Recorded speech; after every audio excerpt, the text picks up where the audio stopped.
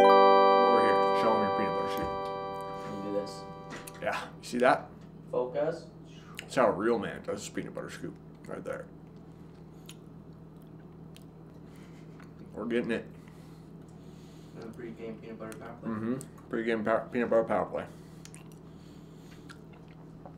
We should hashtag it too. Get it trending. That's likely. Yes, Phonics is. Yes, Phonics is pre-game peanut butter power play. It's hard to say. It's gonna blow up. And they're gonna get a peanut butter ad. Ooh, that's good. Ooh, that's good. Alright, so that's that. My belly button is a magical soul, Brandito, and it deserves love. Magical vastness. That's right. Goes back. Way back. So deep. Ancient times.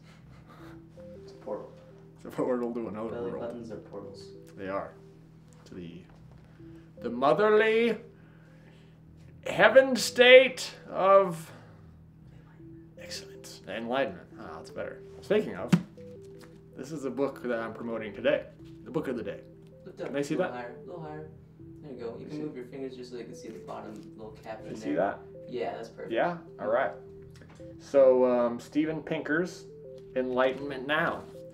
It's an amazing book. I'm about almost halfway through it, and I would say it's changed my perspective on the world and the world's history and how much better things have gotten in general. I had no idea. You hear about how terrible things are all the time in the mainstream media. Almost every single second of mainstream media, in my opinion, by the way, is garbage.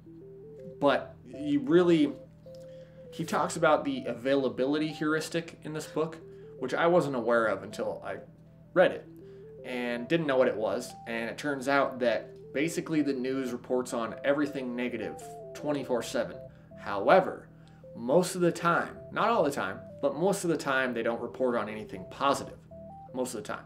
Because it doesn't get clicks, it doesn't get eyeballs, essentially. And lots of big media companies now basically are failing, so they have to get the clicks, and they have to have a lot of clickbaity and outrageous headlines to get those clicks to make the money. Because they're dying, woohoo! Alternative media is replacing them, woohoo! Gonna get demonetized for saying this, woohoo! So he talks about the availability heuristic and how if the news was a 15-year cycle and they reported on stuff every 15 years, and this is conversations that you and I have had before, so I'm not telling you anything new, but for our audience, you would hear nothing but great news. It'd be epic, amazing achievements of poverty being erased, caloric intake being raised, the amount of years that you live for every single country, including third world countries, going up, crime going down. Like, I'm talking about tenfold violent crime in every single country going down, down, down.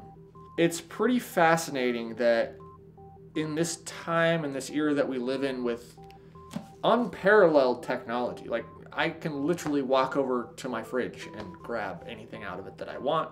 It's cold, it's delicious, it's ready to cook. I don't have to do anything. I can go to a restaurant and get anything that I want right now if I wanted to. I've got this dope sweater on, you know? Gonna carry that over from the last video. How dope is this sweater? Kenny got it for me, so I'm Nice. I really like it. But you see what I'm saying? Like, everything is amazing, basically. And we don't ever hear about it, and we don't hear about the major achievements that have happened throughout the world. And it's like the amount of countries that have gone through the democratic process is staggering. And it just seems to be, it's gone from the age of Enlightenment, through the age of reason, through the age of classical liberalism, and it seems to be affecting almost every single country for the better. And so we're living in this age of amazingness, but we think that everything is kind of terrible and gloomy, and you know, but it's really not the case. So I really highly recommend this book, you guys. Seriously, it's changed my life. It will change your life. And even Bill Gates right here on the cover, my new favorite book of all time. So you want to pick it up. So support Steven Pinker and his case for humanism, reason, and science. And get all your friends, your family, get them one. Stocking stuffer. Right here. Hey everybody, welcome back to the Phonics channel. My name is Cheyenne Adamson, I'm your host, and this is where teachers, tutors, homeschoolers, and educators everywhere come for valuable teaching information and insights. So today's topic is going to be about teaching the alphabet first and why it's nonsense and garbage and why you shouldn't do it. The thing that you should do, I recommend, and lots of phonics specialists and reading specialists and people in general in the know, educators everywhere, would also agree that you should focus on teaching the phonogram sounds first. So we're usually taught that learning English starts with the alphabet. Kids need to learn those 26 letters before they can make the language work for them. So we need to teach them the alphabet as early as possible. But while it's obviously true that kids are going to need the alphabet to read, it's not necessarily the case that they need to learn it first. In fact, in many cases, it makes more sense to shelve the symbols of the written English language at first and start with the sounds instead. And just by the by, you guys, you can in the description below. I always link it every single time, which is our mnemonic phonic technique for learning the sounds of English. And you can start teaching the sounds of English today for free with your child. You sit down, watch the YouTube video. It's great fun. Kids love it. The pitfalls of teaching the alphabet first, the problem with it is that the English alphabet and every letter points to so many different sounds for each letter. A sounds completely different in the word lake than it does in the word lack. And knowing that the letter is called A is not going to help a child remember why it makes the sound that it makes. So just because we are being very tactile and very to the point and very specific, A has 3 sounds. This is the phonogram sound A. A, ah. And it has 3 sounds. And that's the whole point, is if you teach the alphabet letters first, A for apple, B for boy, etc., they're not going to know that A has 2 other sounds. And that's only a single vowel. So think about all the conditional rules and all the exceptions that make up the English language. Silent vowels at the ends of words and silent consonants at the beginnings. If you thought of it like that, it's a pretty daunting task for a 4-year-old. For them to try to decipher all this stuff by only learning the long sounds of the English language, the alphabet letters, it actually is pretty ridiculous when you start thinking about it. Falls straight on its face, on its ridiculous face. And even when some kids get it, an article on Education World points out, which I'll link in the description below, there are others who won't, and many more that won't. Many children, especially children with analytic learning styles, need a more logical approach to reading instruction. They need to see the language assembled bit by bit, built up from its component parts, rather than seeing the whole picture and then breaking it up into its component parts post facto. The alphabet, in other words, is exactly the opposite of what they need. This conference paper is a good demonstration of the importance of phonics in early reading.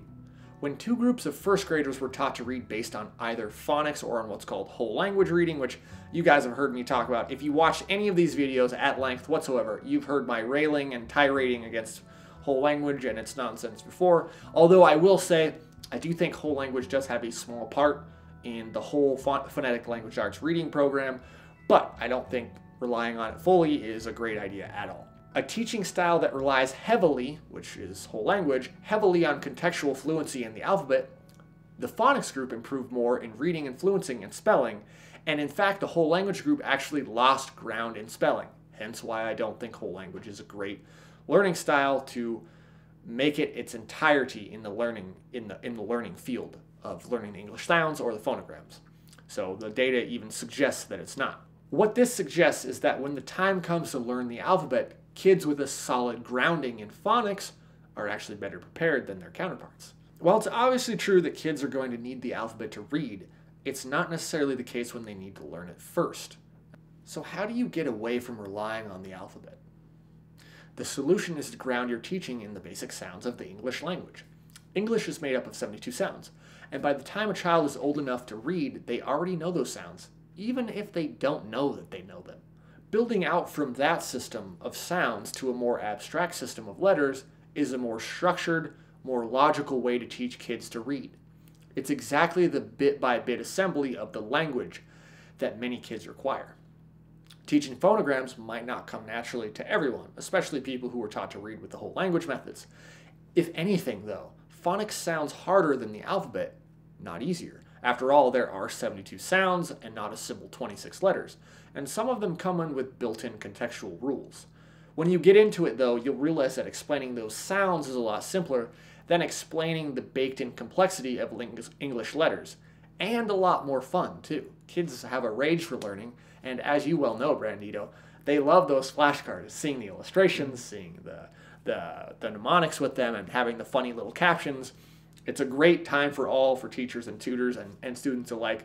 So, I mean, why not? Why not have more fun teaching the phonogram sounds than confusing these kids to death with the alphabet letters and then having them not be able to read effectively and thinking that A only has one sound? Doesn't make sense to me at all. So, with that being said, the process is a lot simpler and more intuitive than you'd expect from an intimidating number like 72. We also have a lot of free resources at Yes Phonics that are intended to expedite the process of teaching reading phonetically. And you're welcome. We appreciate you, and we want to help you out for free as much as we can. Last year, we published a 3-part series on how to teach phonograms, which starts here. And I'll link those videos in the description below.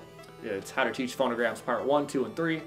And it teaches you how to actually teach your child how to physically manuscript the phonogram sounds in addition. So it's a great series.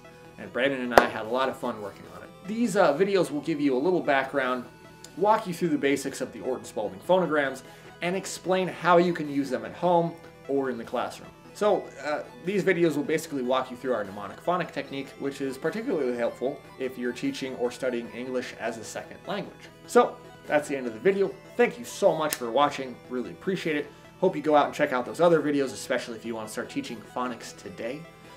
As always, subscribe, hit the red button, and click the bell button as well so you get notifications that we upload. As always, a comment is very helpful as well, because I like to engage with you guys, and we'll get you guys commenting. I'll comment back really quickly, ASAP-like, and yeah. If you have questions or concerns, you can feel free to email me as well.